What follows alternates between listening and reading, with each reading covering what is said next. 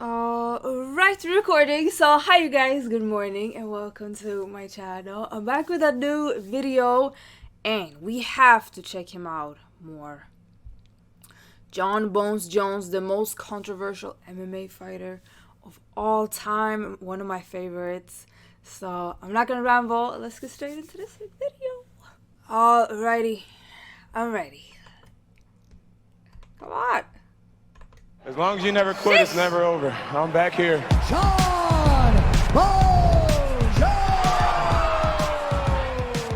Jon Bones Jones is one of the most exciting fighters in UFC history. A rare talent gifted with size, speed, and supernatural reach that made winning almost too easy for him. A legend among champions, Jones became the youngest ever UFC champion in history at 23.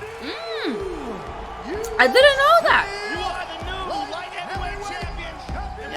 Since then, there hasn't been one single fighter younger than 23 that could even be considered a title challenger. Since becoming champion, he also set the record for longest win streak in the light heavyweight division and most title fight wins in UFC history. Love him or hate him, there's no denying that Jon Bones Jones is one of the greatest MMA fighters of all time. Who do you think is the greatest UFC fighter of all time? Jon Jones. So many world champions under my belt that I've defeated. No one is a real promising threat to Jon Jones. Still which going. is part of the reason why he turned to drugs and alcohol. If anyone was going to beat the man known as Bones, it was going to be himself. I had this crazy thing that I would do where I would party 1 week before every fight. And I did it throughout my whole career. Eventually, his hard-living ways caught up with him as he was involved in a hit-and-run accident that nearly sent him to jail. I hate you. And forced the UFC to strip him of his light heavyweight crown. Jon Jones has done a lot of things to himself. He's saying, in one of his tweets, he was saying that I tarnished his... I tarnished you? You've done a very good job of tarnishing you. But let's start at the beginning. Jonathan Dwight Jones was born in Rochester, in the state of New York, on the 19th of July, 1987. His father was a pastor and wanted him to follow in his footsteps, but Jon had other ambitions. After getting into wrestling in high school, he became a state champion. Along with this, he also won the National Judo Championship while attending college. He knew that he was destined to become one of the greatest fighters of all time, and he was right. To push him even further down that path, as Jones would later tell it, when he found out that his girlfriend at the time was pregnant, he figured he could fight professionally to make some money. So instead of completing his university degree, he joined the Jackson Wink MMA Academy and built up his Brazilian Jiu-Jitsu and striking to complement his wrestling. In 2008, Jones took the first steps on his journey to greatness by turning pro and competing in local promotions. He was just a 20-year-old kid with a dream, but his fighting IQ was off the charts. Jones with a suplex! In his professional debut at Untamed 20, he stunned the world with a series of powerful punches, earning a dominant TKO victory over the since-retired Brad Bernard. Just 7 days later, he scored another knockout against Carlos Eduardo. And 6 days after that, he submitted Anthony Pino with a guillotine choke. I'll tell you what, Jon Jones is very, very, very impressive. Jones quickly became known for his incredible 84.5-inch reach and his ability to outstrike opponents with ease. He's very, very talented, man. Jon Jones, a good up-and-comer, a guy that's willing to fight. Just 4 months after his professional debut, the UFC reached out to Jones to sign him, thanks to his impressive undefeated record of 6 wins at such a young age. And thus, a legend was born. This fight is 3 rounds in the UFC light heavyweight division. For his UFC debut, he accepted a fight on a 2 weeks' notice and went toe-to-toe with Andre Guzmão. While he didn't quite get the finish, Jones did what he does best and put on a clinic before securing a unanimous decision victory. Any fighter knows just getting into the UFC is a major accomplishment, but to do it so triumphantly had to feel great for the young Jones. He showcased an unorthodox but effective striking attack that overwhelmed his opponent and displayed all the tools that eventually turned him into a champion.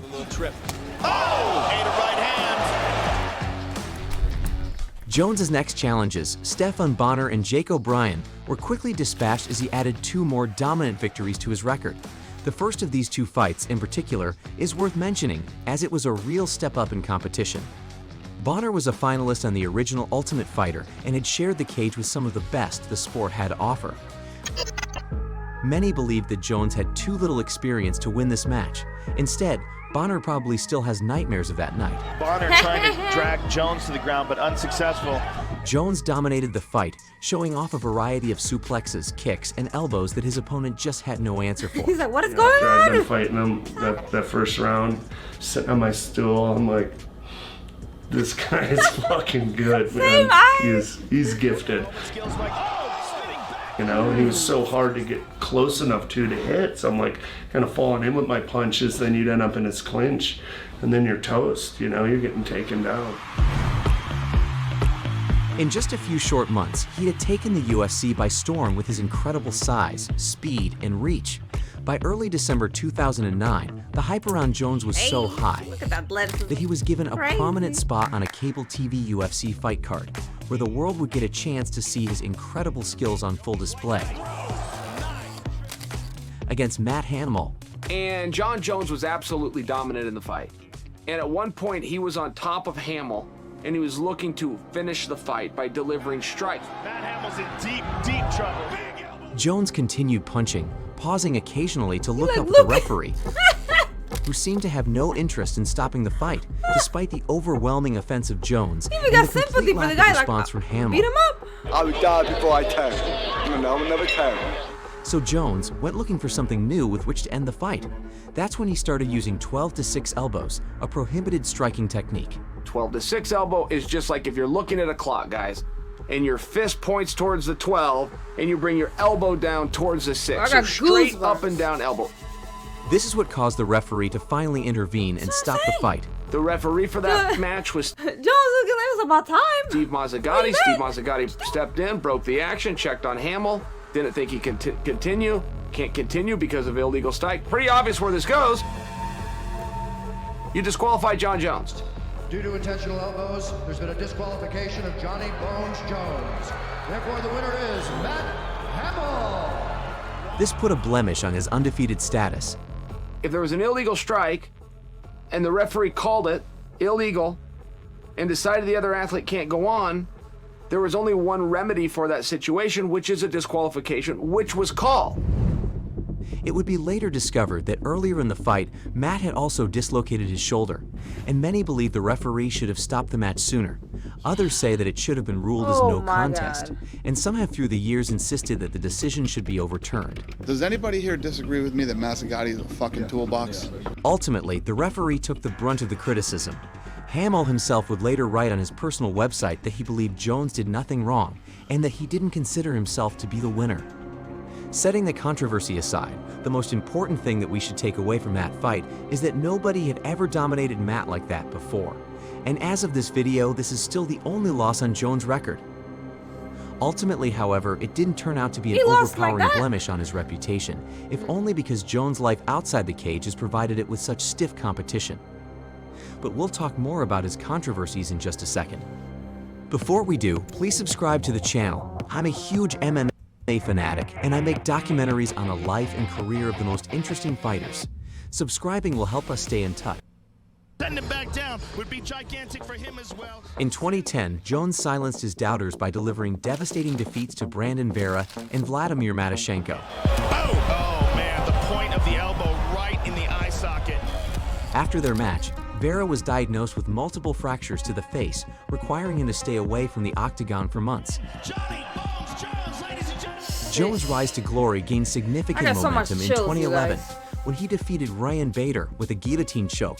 You know, he's so well-rounded, too, for such a young guy who's only been competing and training for just a little over 3 years. I mean, it's really And incredible. immediately afterward, he was informed that in just over a month, he would face Mauricio Rua for the UFC Light Heavyweight Championship title.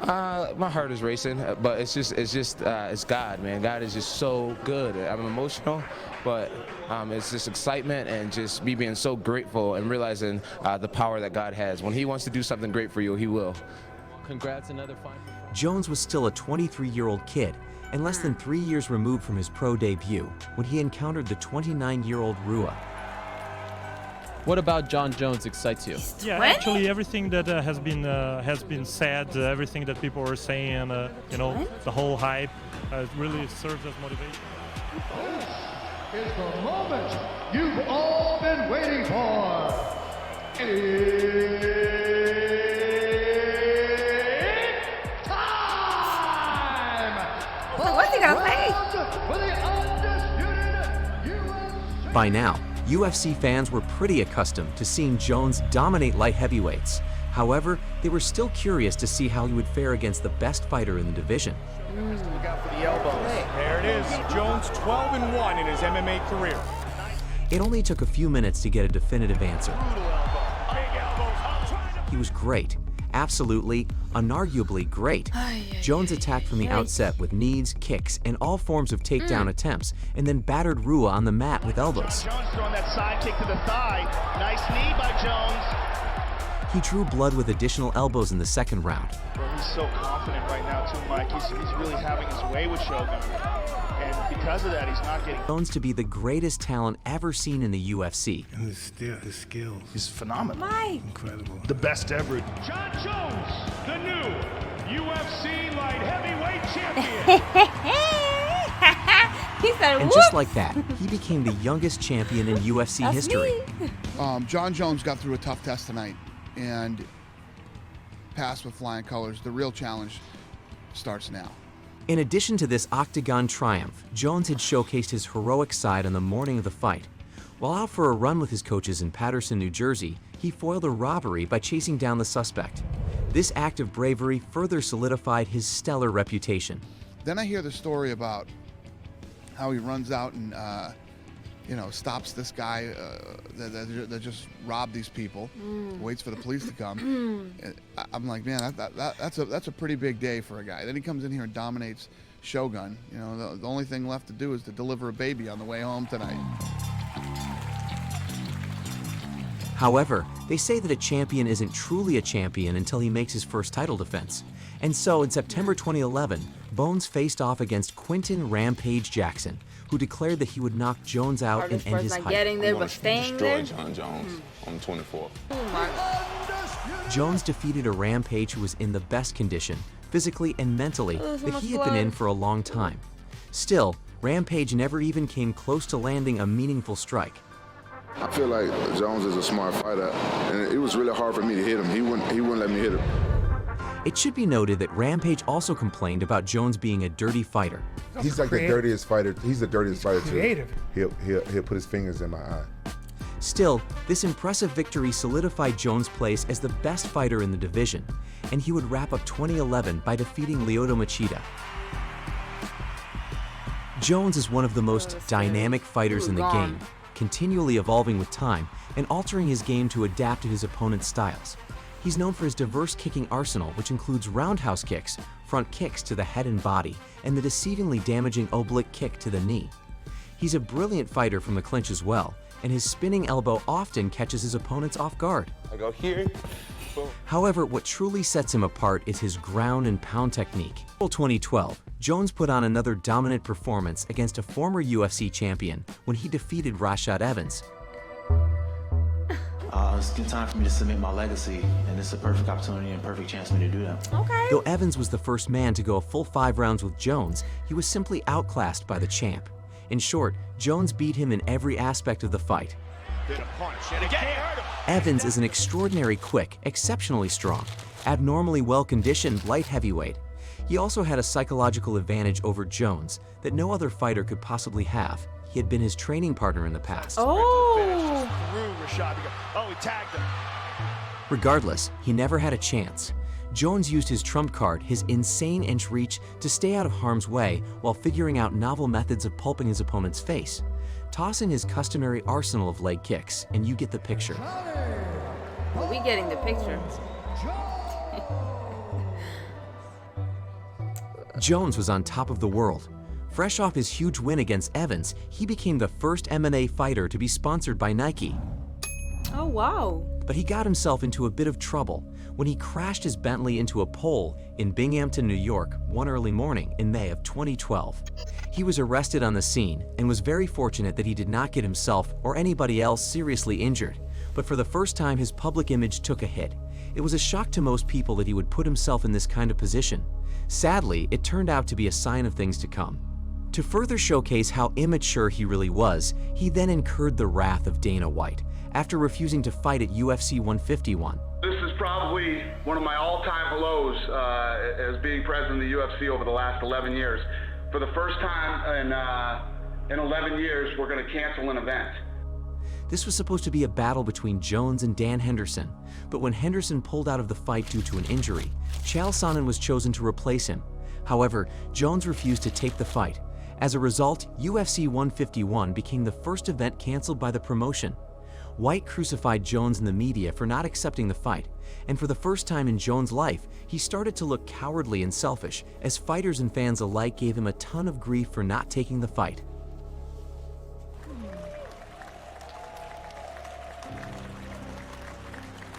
He would then be hastily scheduled for the UFC's next pay-per-view event, UFC 152 against Vitor Belfort in September 2012. Submissions. Oh, armbar! He's got it! He has got it right here! Surprisingly, Belfort actually managed to put Jones in danger. For a good 15 seconds, we saw the champion lose his impenetrable aura of invincibility. He felt pain. He was human. At one point, it almost looked like his arm was about to snap off. Vitor Belfort! Looking to finish this fight. Jones trying to power out of it. Might break that arm, Mike. He might break that arm. Wow. You know what? It's a little high now. I think he's out. He's out. But unlike most of us, who would have tapped within 6 seconds of Belfort's armbar, Jones didn't. He got out of that and went on to dominate the rest of the fight, eventually submitting his opponent in the 4th round. John Jones remains the UFC light heavyweight champion. I honestly was waiting for it to break. I was not going to tap out. But man, I tell you what, I've never felt that before. I got a lot of rest in it to do. Now, in the second... What makes it even more impressive is that later it was revealed that Belfort had elevated levels of testosterone on a pre-fight drug test, but apparently still not enough to defeat Bones.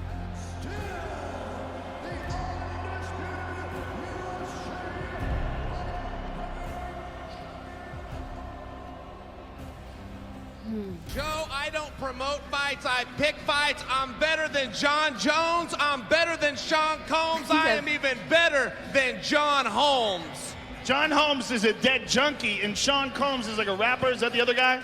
Don't bring up old business. The course is current events. FX Ultimate Fighter just before Justified Tuesday night. Sonnen finally got his date in the cage with Jones in April 2013 and nearly ended up as champion, despite Jones dominating. While mauling Sonnen in the bout, Jones dislocated his big toe. Nonetheless, he got the TKO finish with 27 seconds left in the 1st round. I got it. Obviously, you're in some serious pain, man. I would love to talk to you about this if you can, though. Can you talk? Yeah, I'm all right, man. It wasn't necessarily a fight that we needed, but if anything else, it was a stark reminder that Jones is one of the toughest fighters the sport has ever seen. He needed only 9 toes to finish his opponent. An epic war with Alexander Gustafsson followed. Gustafsson did not have the name recognition that any of Jones' previous opponents did, but on that night he looked to be the biggest threat of all. He bloodied and battered the champion and tested him in a way no one had ever seen before. It was tough, but it's a good time for me. He caused a massive gash under Jones' eye and even became the first man to take him down. The fight it's a highlight in my career for sure, in my life for sure. What a fight! Unbelievable! What a fight! A lot of people thought he deserved the win. Jones himself later admitted that he was so hurt at the end of the match that he couldn't even wipe his own butt, and one of his coaches had to do it for him. But to his credit, he pushed back against his opponent, winning the final 2 rounds and ultimately the fight with a unanimous decision. This would set a new record for most consecutive light heavyweight title defenses. In April 2014, it would be Glover Teixeira's turn to attempt the impossible. He's a great fighter. He's got all the tools. He's a great champion. I'm going to take that belt away from him tomorrow. Okay.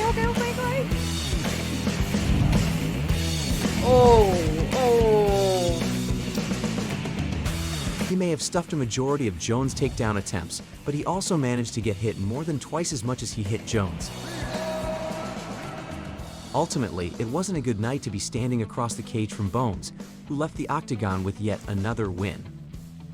Shortly after, Jones would appear with Daniel Cormier at a Las Vegas news conference to announce their title fight. The Nevada State Athletic Commission unanimously voted to discipline both fighters. Jones received a $50,000 fine and 40 hours of community service. They wanted money. Cormier was hit with a $9,000 penalty and ordered to complete 20 hours of community service. As a result of all the negative publicity Jones was attracting, Nike would cancel their sponsorship. I'm not afraid of John Jones in any way, shape, or form, so he's not going to come in there and try and bully me. That's not going to happen. So, yeah, I pushed his ass. Get out of my face. Around this time, Jones would also be accused of writing homophobic slurs to some fan on Instagram. He would justify himself by saying that his phone was stolen and his account hacked. However, his reputation was hurting, and the media kept painting him as a bad representation of the sport. When I come out with things, people want to talk about it, and some, half the audience are positive and half are negative. I'm just grateful to have 100% of the audience. Right, they're not indifferent. Yeah, exactly. Yeah, when they're indifferent, they don't give a crap. Then it's a problem. Then it's a real problem. Yeah, that's when your pay-per-view numbers are terrible, and your T-shirts aren't selling, and so. Jones and Cormier would finally fight in January 2015. So Jones he don't hit hard. He doesn't punch hard, but he kicks really hard. So he kicks really hard. A lot of people thought Cormier had it in him to dethrone the champion. Needless to say, they were wrong. Jones gave fans the dogfight they wanted to see, Goes the distance. ultimately earning a unanimous decision. I know I lost, and John won. That's pretty much all it boils down to. It doesn't matter if it's closer or if it's not. He won the fight. However, just one day after being featured on Forbes magazine's 30 Under 30 list of the brightest young stars in sports, Jones' public image took another hit when the Nevada State Athletic Commission revealed he had tested positive for cocaine prior to the Cormier fight. What was even more alarming was his stint in rehab afterwards. He stayed in the rehabilitation facility for just one day. Obviously, he did not care to get help. I believe Mr. Jones is currently the most gifted, wasted talent on the face of the earth. I hope you get yourself together and finish what you should be doing and becoming the best in the world. Stay out of trouble, keep it together, let's meet soon. Later that year, he would be involved in a hit-and-run accident in Albuquerque that injured a pregnant woman driving the other car. I really had no clue what I hit. I didn't know if it was a car or a truck. I didn't know if it was a man or a woman. My vision was so narrowed in, and I just knew I needed to run as fast as possible. According to the Albuquerque Police Department, Jones crashed his SUV into another car and was accused of leaving the scene of the accident. Okay, so you had a green light? Were you at a dead stop from a red to a green, or were you already? I was going. You were going, okay. So did he just turn and hit you? Okay. Did you look at the other person in the other car? No, I had no clue that it was a woman. I had no clue that it was a pregnant woman. How much time are we talking about? From the time literally from the time that I hit, I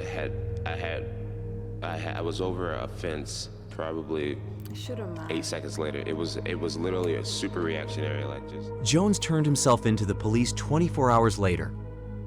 Ultimately, he didn't serve any jail time, but was sentenced to 18 months probation. As a result, the UFC would strip off his championship title, remove him from the rankings, and suspend him. See, that I don't understand. The last one suspend, but strip him from what he won. What has that to do with the things that happen, no matter how horrible it is? They shouldn't. Do you guys agree or disagree with me? They shouldn't take that. That's his. He won that. Fair. In March 2016, while Jones was still on probation, he got pulled over by a cop one night in Albuquerque. Okay, any reason, sir? Any reason for what? For the way you're driving. The footage of the encounter showed that this police officer was definitely not a fan. Don't tell me what I know. You're going to testify to what I know? Yeah, fuck yeah, I'm going to testify to what you know. According to the officer, Jones' car had an illegible license plate. He was unable to maintain a traffic lane, and was showing exhibition driving. Okay. You are an absolute fucking liar. Well, we can talk about it in court. I need you to sign inside this box. Once again, you're not admitting guilt. You're letting me know you're aware of the court date. Ultimately, Jones was ordered to take anger management and driver improvement classes and would finally return to the octagon in April of that same year against Oven St. Preux. Man, it feels so great to be back. I missed this game so much. Just feel alive, man. I feel like, you know, my life's getting back in order, and I'm just extremely grateful to be back here on this platform. The elbows from this position of Jones. Yep, right. Despite the time away from the octagon, Jones would win every single round to win the interim light heavyweight championship. I need to kill this Debbie Downer attitude. I just won a fight in the UFC. I got a lot to be grateful for. Jones would then be scheduled for a rematch with Cormier at UFC 200. You know, I've got a beautiful life, beautiful family, and opportunities come, opportunities go, but they always represent themselves to people who do the right thing. In July, however, Jones tested positive for 2 banned illegal substances and was pulled from the event.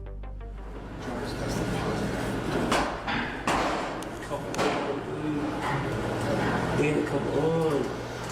Come on. I know, bro. Fuck, I'm so sorry. Come on. I haven't seen this. I know, I'm so fucking sorry.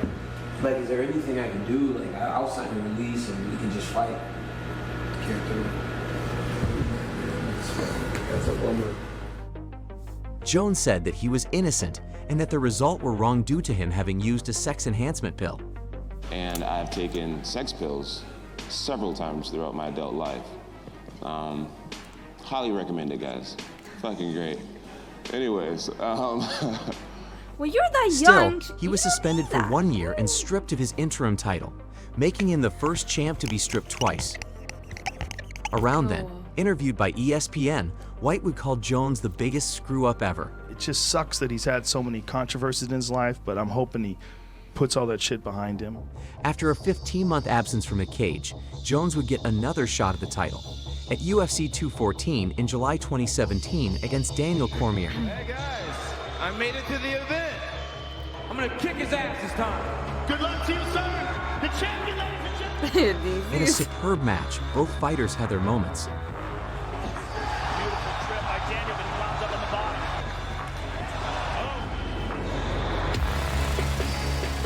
The first 2 rounds were close, but about halfway through the 3rd round, Jones landed a kick to the head, followed by relentless punches that knocked Cormier unconscious to regain the light heavyweight championship. Yeah, that's just insane. So. It is just insane. Yeah. Yeah, and he finished him with a kick that DC said he's never going to hit him with. Yeah, that's I know. crazy. that's insane. Yeah, He's like, you're never going to hit me with that left high kick. Oh, wow. Yeah. What John Jones accomplished tonight is incredible. You know. Sadly, that highlight reel finish was officially wiped from the record books when Jones later tested positive for steroids. Oh, come because John on. Jones tested positive for Turinabol from a sample the day before your guys' fight, of course, at UFC 214 in July. This is a death sentence. Jones would be suspended for an additional 15 months. The win would be overturned to a no contest, and the title change officially erased. I feel like I have taken losses throughout my whole adult life publicly. You've never looked like a guy who was on steroids. To be accused of steroids, you go from hero to zero I didn't know that immediately that in was some people's steroids. eyes. I don't know these pills. Finally, at the end of How it 2018, Jones would be allowed back into the octagon How for a sensitive it could rematch be. against Alexander Gustafsson. Silencing his haters, he didn't miss a beat, outstriking his opponent before forcing a ground and pound TKO in the 3rd round. In early 2019, Jones would also earn a unanimous decision against Anthony Smith, followed by a split decision against Thiago Santos. However, it's been a while since we all last saw him put on a dominant showing inside the octagon. Save for his 2018 TKO win over Gustafsson to reclaim the belt, Bones' succeeding performances were satisfactory at best. Even his most recent fight at UFC 247 against Dominic Reyes was highly disputed. Although he got the win, a good amount of fans and pundits believe the challenger should have gotten a nod on the scorecards instead. Dominic Reyes thought he won the fight. Right. You know, real I did close, too. real close fight. I feel unsatisfied. You know, like I feel like I've accomplished so much in the sport, but I feel like some of my troubles have made me just unsatisfied. Right. You know, I've had an extraordinarily beautiful career inside of the octagon. Outside of the octagon, it's been very rocky as of late, and because of the as of late part, I feel like I have more to prove. All things considered, despite the challenges and controversies that have marked his career, Jon "Bones" Jones has proven time and time again that he is a fighter of unmatched skill and determination. With his incredible talent and unbreakable spirit, he has overcome adversity both in and outside of the octagon to become a champion in the UFC, and perhaps even an inspiration to many. From his relentless determination to his dominant reign as champion, he has made his mark on the sport and will always be remembered as a true legend of mixed martial arts. And now I'm trying to focus on who am I as a person outside of that. In a bid to bring some goodness back into the world, Jones founded a charity known as the CARE Project, a platform for nonprofits and like-minded organizations to work on improving the quality of life of New Mexicans. See, this CARE Project is so big for me. It's like being an athlete don't mean shit if you're not doing something with it. If you're not impacting somebody else in some type of positive way, or friends, family, and what really matters.